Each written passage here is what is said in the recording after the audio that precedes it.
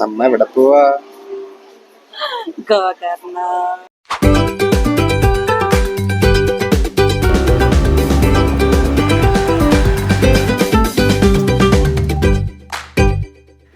Hi guys, ഞാൻ ലൈഫിൽ ആദ്യമായിട്ടൊരു വ്ളോഗ് എടുക്കുന്നത്. ഞങ്ങൾ ഗോകർണയ്ക്ക് പോവാം.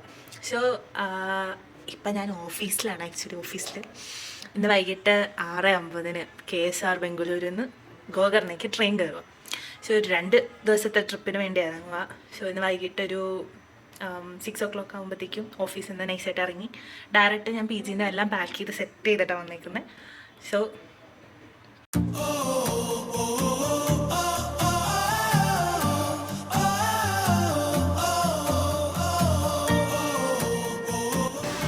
സമയം കുറേ ഉള്ളത് കൊണ്ട് ഞങ്ങൾ പാച്ചൂസിൽ പോയി റോളൊക്കെ വാങ്ങിച്ച് ഷേക്കൊക്കെ കുടിച്ചിട്ട് പോകാൻ തീരുമാനിച്ചു.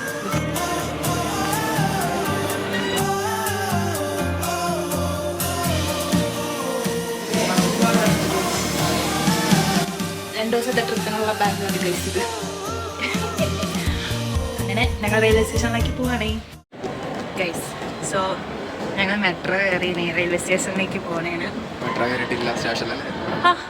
മെട്രോ കയറി റെയിൽവേ സ്റ്റേഷനിലേക്ക് പോവുകയാണെന്ന് പറഞ്ഞാൽ അത് കയറിയെന്ന് ഞാൻ പറഞ്ഞില്ല. ഞാൻ പറഞ്ഞാൽ ശരി ഇപ്പോൾ ഇവിടെ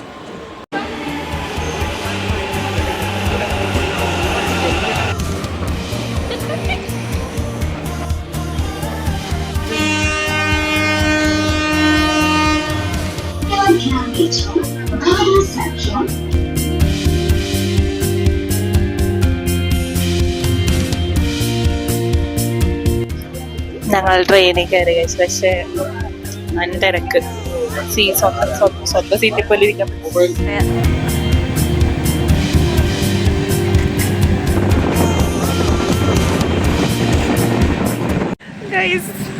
പണി കിട്ടി. ഗോകർണ ഞങ്ങള് അങ്കോളയിൽ ഇറങ്ങി. ഒരു സ്റ്റേഷൻ ഇപ്പുറത്തായി. ഇപ്പൊ ഞങ്ങക്ക് മിസ്സായി ട്രെയിൻ. നോക്കി അങ്കോള.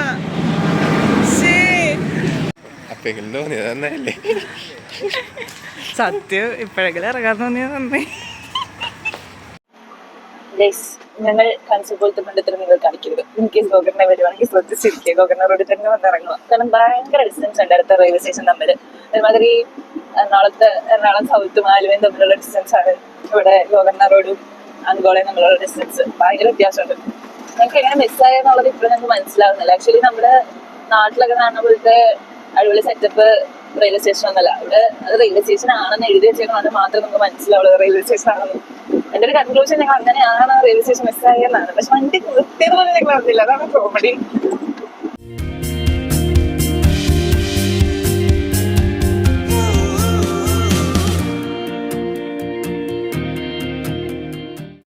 ഞങ്ങൾ റെന്റൽസിലെത്തി. ഇബോനി ബൈക്ക് റൈഡ്. ഇവിടെ ഒരു കിഡിലൻ പുതിയൊരു ആക്റ്റീവ് ഇരിപ്പുണ്ട്. ഞങ്ങൾ അത് റെന്റ് എടുക്കുക. പുള്ളി ആദ്യം 500 പറഞ്ഞു. ബാർഗൻ ചെയ്തിട്ട് അവരാണെങ്കിൽ സമ്മതിക്കാനുള്ള 400 എത്തിച്ച് 2 ദിവസം കൈകൾ കിടണ്ടേ. അങ്ങനെ ബൈക്ക് റെന്റൽസ് എടുത്തു. നേരെ ട്രെയിനുണ്ട്. ഞങ്ങൾ റെന്റൽസ് എടുത്ത് ബൈക്കിൽ കയറുന്നു. ജസ്റ്റ് ഞാൻ ഹെൽമെറ്റ് ഇടാത്തില്ല, ആരും തെറ്റിദ്ധരിക്കരുത്. ഇവരിവിടെ ഇറങ്ങി. ഒരു ഹെൽമെറ്റിന്റെ ആവശ്യമുള്ളൂ, പോലീസ് പിടിക്കില്ല എന്നൊക്കെ. അശ്ശോ, അണ്ണൻ്റെ ചെക്കന് മാത്രം ഹെൽമെറ്റ് ഉണ്ട്. എനിക്ക് ഹെൽമെറ്റ് ഇല്ല. ദൈവത്തിനറിയാം. എന്നെ കൊണ്ട് അവിടെ വീഴ്ത്തല്ലേട്ടാ.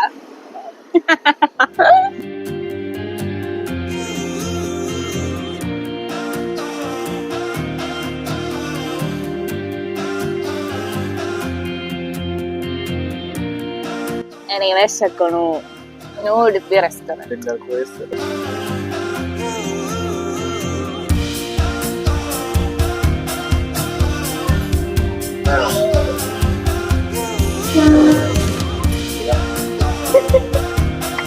ഇതിന്റെ ലൊക്കേഷൻ ഞങ്ങൾ എവിടെ പോണേ? Home stay. അരുൺദേക്കാസ് ഹോം സ്റ്റേ. ഫുഡ് അയച്ചു 300 രൂപയ്ക്ക് ബ്രേക്ക്ഫാസ്റ്റ് ഒക്കെ കഴിച്ച് ഞങ്ങൾ ഇവിടെ നിന്ന് ഇറങ്ങുക. ഇവിടെ നിന്ന് എത്ര 8 കിലോമീറ്റർ. So left. സോ ഞങ്ങൾ സ്റ്റേയിലെത്തിയിരിക്കുന്നു. ഒരു ഹോം സ്റ്റേ സെറ്റപ്പ് ആണ് തോന്നുന്നത്. ഒരു വീടാണ്. അതിൻ്റെ അടുത്ത് തന്നെ റൂം സെറ്റപ്പ് ചെയ്ത് പക്ഷെ ഇതിലെ സ്ഥലം.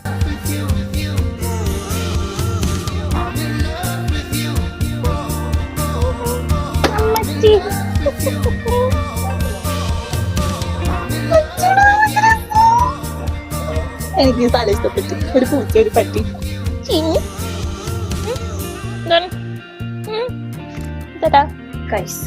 കിടക്കച്ചിරු കൊള്ളാം.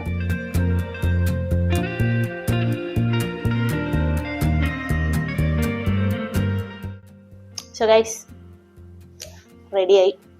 ഇനി നമുക്ക് യാന കേവ്സ് ഇപ്പോൾ യാന കേവ്സ് ഇവിടുന്ന് ഏതാണ്ട് ഒരു 1.5 hours ട്രാവൽ ഉണ്ട് actually. So full room room. So ബാ അങ്ങ് പോവാം. ബാ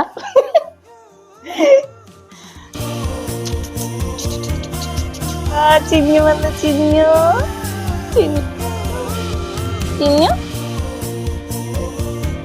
ഇവിടെ അപാര വെയില. സൺസ്ക്രീൻ ഇടാതെ പുറത്തിറങ്ങുന്ന കാര്യം ചിന്തിക്കാൻ വേണ്ടി പറ്റത്തില്ല. പക്ഷെ ഇത്തിരി വെയില പോകുന്നല്ലോ സമയം. അടിപൊളി പോകും. ജിയ ചലേ ജാൻ ചലേ നേരെ ചലേ. 49 kilometers to Yana Caves. അയ്യോ ഓക്കെ.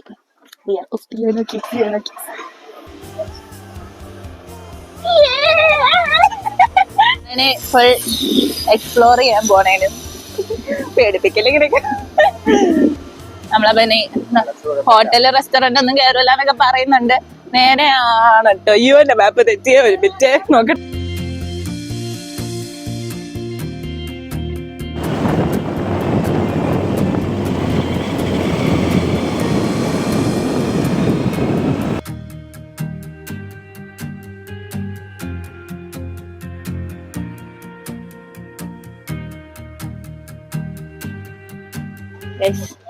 ഞാൻ കേസിലെത്തി.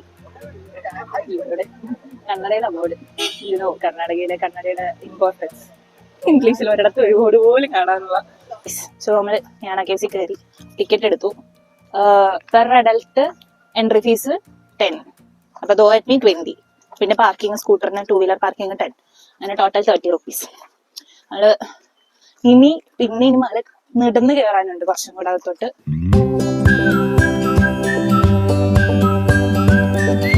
ഇത്ര കയറിയപ്പോ തന്നെ മടുത്തു. ഞാനെങ്ങനെ ഇത് പുറത്തൊക്കെ ഇറങ്ങി അമ്മച്ചി ചത്ത്.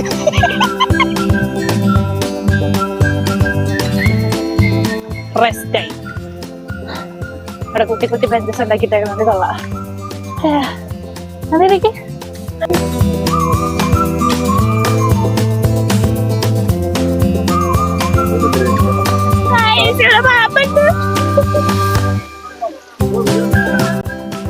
Wrong outfit, wrong hair style, എല്ലാം കൊണ്ട് റോങ്ങാ. വെള്ളവും എടുക്കില്ല.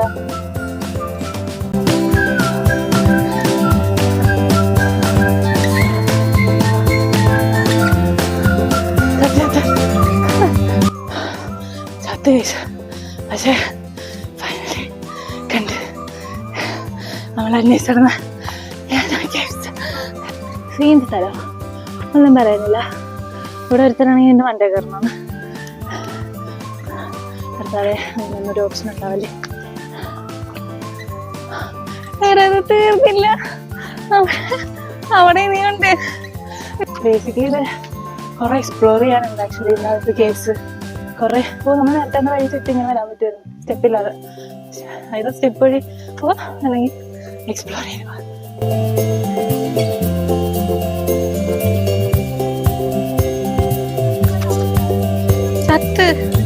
എത്തി.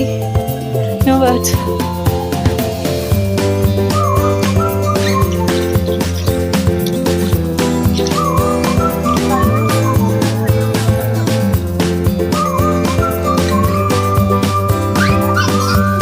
अंदर में क्या है? फॉल्स दिख रहा है. फॉल्स. ഓ അകത്ത് ഫോൾസ് ആണെന്നാ പറഞ്ഞത്. മുഞ്ചി എക്സ്ട്രാ പേയ്മെന്റ് ഗൈസ്. 5 രൂപ 10 രൂപ എത്രയാ? 10 രൂപ. അയ്യോ പിന്നെ സ്റ്റെപ്പ്. എനിക്ക് വയ്യ. ഞാൻ സ്റ്റെപ്പ് കയറി മരിക്കും. 10 രൂപ കൊടുത്ത് സ്റ്റെപ്പ് കയറാനേ. അവിടെ എക്സ്ട്രാ പേയ്മെന്റ് പിന്നെ കൊടുക്കണം ഗൈസ്. ഫ്രണ്ട് കണ്ട പൈസ അല്ല. It's not related. ഞങ്ങൾ അഗൈൻ ടിക്കറ്റ് എടുത്തു. 10 രൂപയുടെ 2 ടിക്കറ്റ് വാട്ടർഫോൾസ് കാണാൻ. ഇതിന് പിന്നെയും മുകൾ കാണാൻ പറ്റാത്ത അത്രയും സ്റ്റെപ്പുകൾ ഞാൻ കാണുന്നു.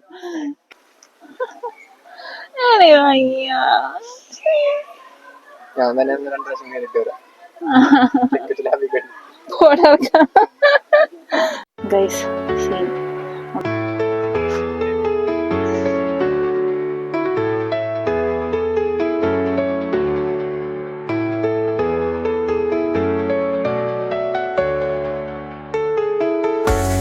മഞ്ഞമ്മൽ ബോയ്സിൽ കാണുന്ന ഗുണ കേവ്സ് പോലെ ഉണ്ട്. സെയിം സ്ഥലം.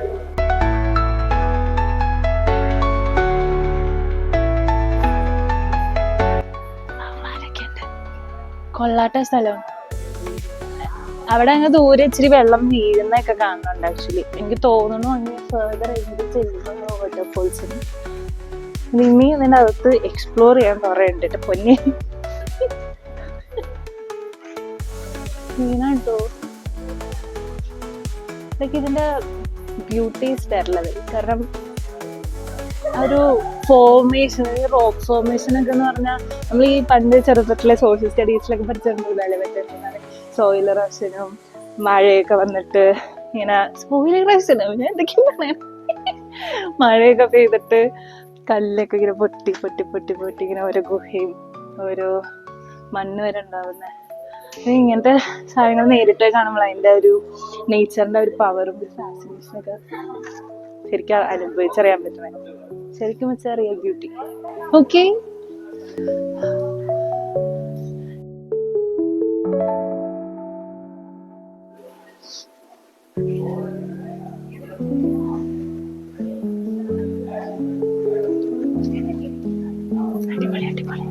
കുട്ടി വഴി കൂടെ കണക്കിട്ട് പോണം. ഈ പറഞ്ഞ വെള്ളച്ചാട്ടം ഇതൊരു കണ്ടിട്ടില്ല, കുറച്ചുകൂടി കേൾക്കുന്നില്ല വീട്ടിലെവിടെയാണ്. ഓ അറിയില്ല.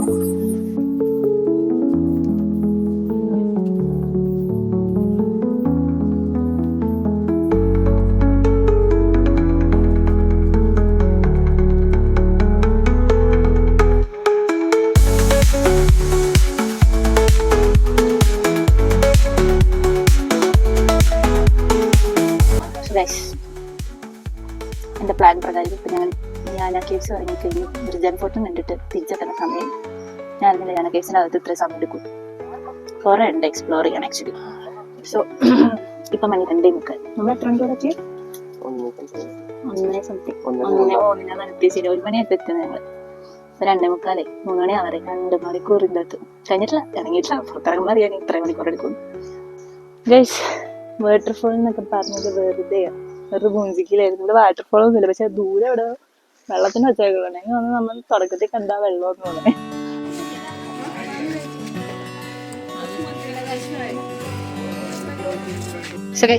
യാന കേവ് 2 ഇത് സെർസി, ഇത് കുംത. ഇപ്പൊ 2 ഉണ്ട് എക്സ്പ്ലോർ ചെയ്യാൻ.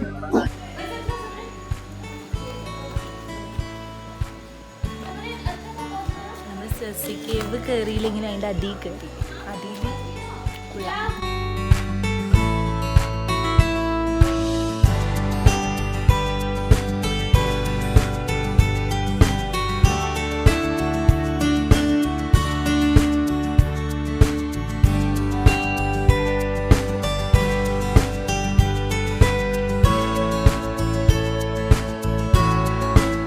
സോ ഗൈസ് ഞാൻ ആ കേവ്സ് വിടുന്നേന്ന്. ഇനി അടുത്ത നെക്സ്റ്റ് മിർജാൻ പോകണമെന്നുണ്ടായിരുന്നു, പക്ഷെ ടൈം പരിമിതമായതുകൊണ്ട് ഞങ്ങളിത് ക്യാൻസൽ ചെയ്തു നൈസായിട്ട്. അവിടെ ഓപ്പണിംഗ് ടൈമും വ്യത്യാസമുണ്ട്. സോ നമ്മളിനി നേരെ വണ്ടി എടുക്കും.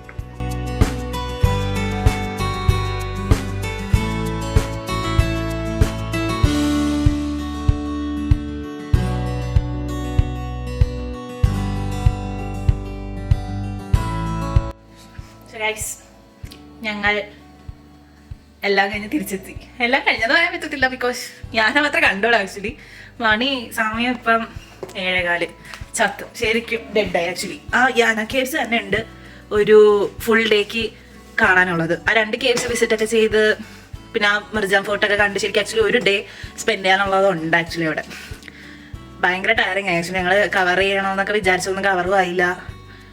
തിരിച്ചിപ്പോൾ സ്റ്റേയിൽ എത്തിയിട്ടുണ്ട്. ഇനി പതിയെ ഫ്രഷപ്പ് ഒക്കെ ആയിട്ട് ബീച്ചിൽ പോകണമെന്നാണ്. നമുക്ക് നോക്കാം. സോ ഹൈ ഗൈസ്, മണി 9 മണിയായി. നമ്മൾ യാല കേവ്സിന്ന് വന്ന് റെസ്റ്റ് ഒക്കെ എടുത്തു, ഫ്രഷ് ഔട്ട്ഫിറ്റിലേക്ക് മാറി ഞങ്ങൾ ഓം ബീച്ചിലേക്ക് പോകണേന്ന്. ഫുഡ് അടിക്കണം, എവിടെ നിന്ന് പറഞ്ഞൂടാ, നല്ല വിശപ്പുണ്ട്. സോ എക്യുപ്മെന്റ്സ് ഒക്കെ എടുത്തു. We are off to Om beach. തൊപ്പി വേണം. പക്ഷെ രാത്രി അല്ലേ, വെയിലുള്ളതിരിക്കാനല്ലേ.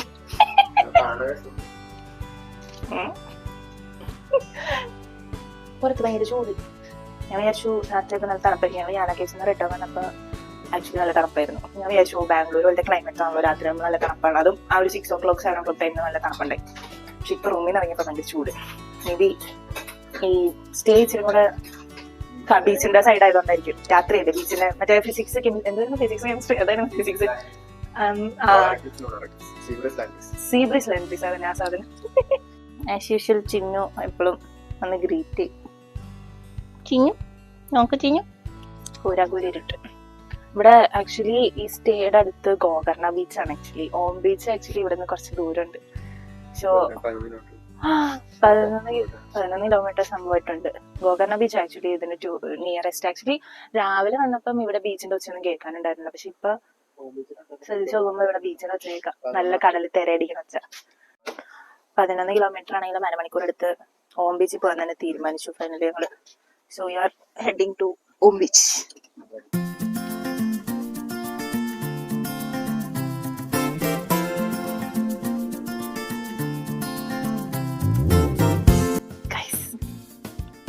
അതായത് പട്ടിക്കാട്ടി വന്നിട്ടുണ്ട്, പക്ഷെ ബീച്ചിൽ വെച്ച് ഇട്ടിട്ടുണ്ട്. ഇത് ലിറ്ററലി ഭയങ്കര ആളൊഴിഞ്ഞ സ്ഥലം, ഒരു ഒറ്റ മനുഷ്യനില്ല ഈ റൂട്ടില്. ഇവിടെ തന്നെ സ്ഥലം എത്തി. ആക്ച്വലി ഇതാണ് ഓം ബീച്ച്. ഇതിന്റെ താഴെ എവിടെ ഉണച്ച കേൾക്കുന്നുണ്ട്, പക്ഷെ ഇത് ഏത് വഴിയാണ് ഇങ്ങോട്ട് പോകേണ്ടത് ഒരു ഐഡിയ ഇല്ല. Welcome to Om beach. രാത്രി ലിറ്ററലി വേണം നമുക്ക് പേടിയാവും, പ്രത്യേകിച്ച് പെൺപിള്ളേർക്ക്. ആണുങ്ങൾക്ക് പിന്നെ അത്ര ചെങ്കുറ്റൊക്കെ ഉണ്ടെങ്കിൽ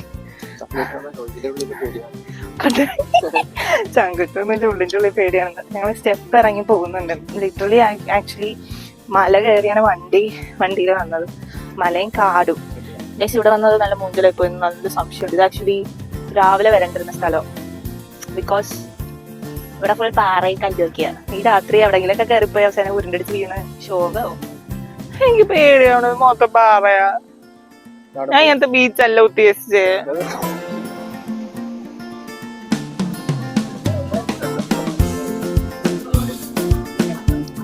No beer, only food. None of the syllabus.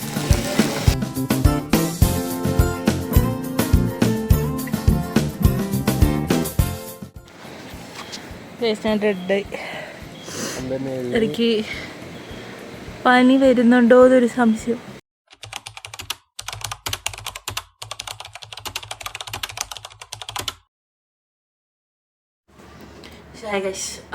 Date in Gokarna.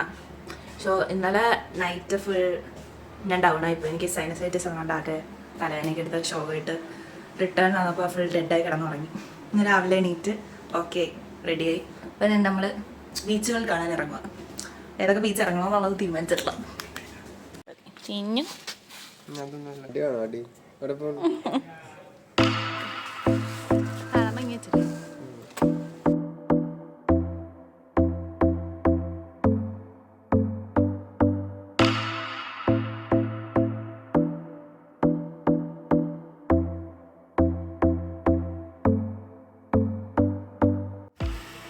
കാഴ്ചപ്പാടുകൾ മാറി. ഇന്നലെ ഒരൊറ്റ മനുഷ്യ കുഞ്ഞു പോലും ഇല്ലാതെ ഒരുമാതിരി ഇരുണ്ടൂടി ഇരുന്ന സ്ഥലത്ത് ഇന്ന് ഫുൾ ഭയങ്കര ആക്റ്റീവ് ആൻഡ് ലൈവ്ലിയാണ്. അപ്പൊ മനസ്സിലായി ഒരു സ്ഥലത്ത് 2 സമയത്ത് വിസിറ്റ് ചെയ്യുമ്പോൾ 2 കാഴ്ചപ്പാടുകളായിരിക്കും.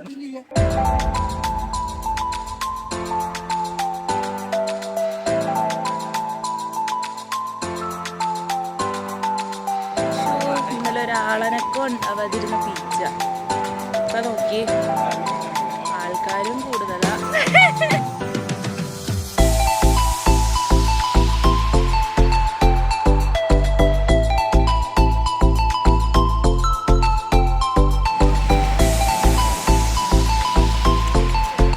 ഞങ്ങളിപ്പം വാട്ടർ സ്പോർട്സ് നോക്കി നോക്കി ഇവിടെ വന്നു. ഇവിടെ ഓം ബീച്ച് ബോട്ട് അസോസിയേഷൻ അങ്ങനെ ഒരു ടീമുണ്ട് ഇവിടെ വാട്ടർ സ്പോർട്സ് നടത്തുന്നത്.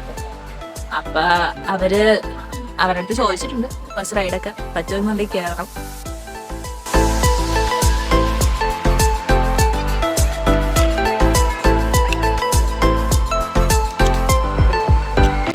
ഞങ്ങൾ ബമ്പി റൈഡിന് പോകുന്നുണ്ട്. ബമ്പി റൈഡ് ഞങ്ങൾ ഈ റൈഡിൽ ഇറങ്ങാൻ പോണേന് ജാക്കറ്റൊക്കെ ഇട്ട് സെറ്റ് ആയിട്ടുണ്ട്.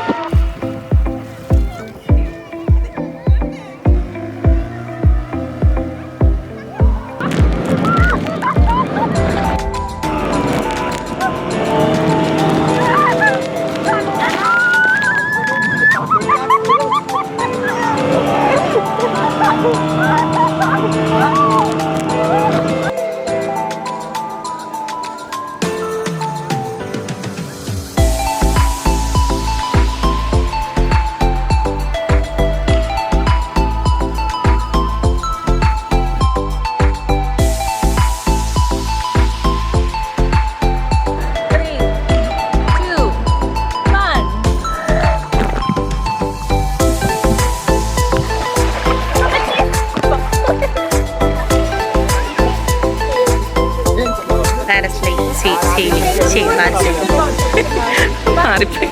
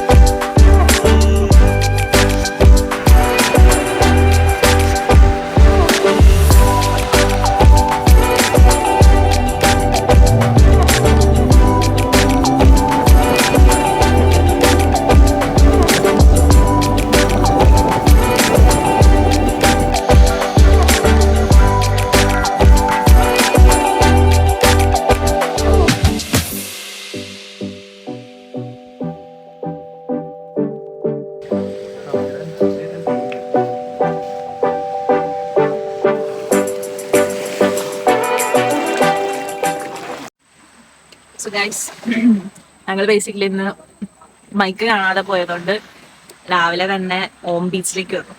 ഓം മൈക്ക് തപ്പി വന്നു. അല്ലാതെ ഇന്ന് ഫുൾ ഡേ ദിപ്പ വരെ ഓം ബീച്ചിൽ.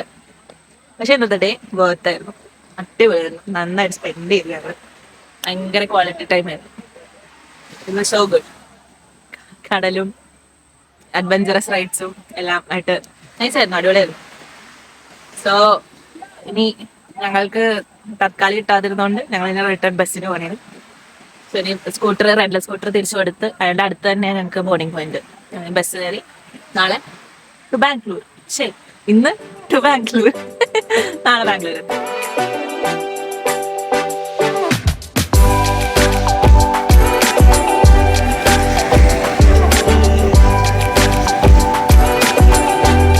സോ ഗൈസ്, ഞങ്ങൾ ഫൈനലി എല്ലാ ഓട്ടവും കഴിഞ്ഞ് ഒന്ന് സെറ്റിലായി.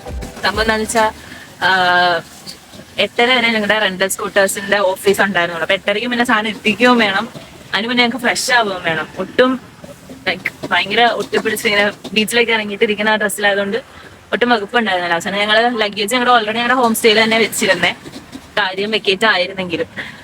അപ്പൊ അവിടെ ചെന്ന് അവരോട് ചോദിച്ചപ്പോൾ അവര് ഭയങ്കര സ്വീറ്റ് ആൾക്കാരായിരുന്നു. കേറിക്കോ, സെയിം റൂമിൽ തന്നെ കേറിക്കോ, കുഴപ്പമില്ലാന്ന് പറഞ്ഞ് ഞങ്ങൾ അങ്ങനെ കയറി. പെട്ടെന്ന് തന്നെ ഷടപട കുളിച്ച് റെഡിയായി ഫ്രഷായി പാഞ്ഞു പിടിച്ചിറങ്ങിയിരുന്നു. ഞങ്ങൾക്ക് യൂഷ്വലി എപ്പോഴും ഏത് ട്രിപ്പ് പോയാലും ഒരു വീഴ്ച ഉള്ളതാണ്. അപ്പൊ എന്നെ ഞാൻ ഒരു കൊന്തമൊത്തം ചൊല്ലി തീർന്നു, വീഴാതിരിക്കാൻ വേണ്ടി. ഒരു ട്രിപ്പൊക്കെ ഞങ്ങൾ വീഴാതെ സേഫ് ആയിട്ട് എത്തണം എന്നുള്ളൊരു ആഗ്രഹം കൊണ്ട് അങ്ങനെ ഞങ്ങൾ വീഴാതെ എത്തിയിരിക്കുന്നു. പിന്നെ ഞങ്ങൾ ഇവിടെ അടുത്തൊരു ഞങ്ങളുടെ ബസ്സിന്റെ ബോർഡിംഗ് പോയിന്റിന്റെ അടുത്ത് ഇവിടെ ഒരു അടിപൊളി തട്ടുകടയുണ്ട്. അവിടെ നിന്ന് ഇപ്പൊ ഫുഡൊക്കെ ഓർഡർ ചെയ്ത് കഴിക്കാൻ ഇരിക്കുക.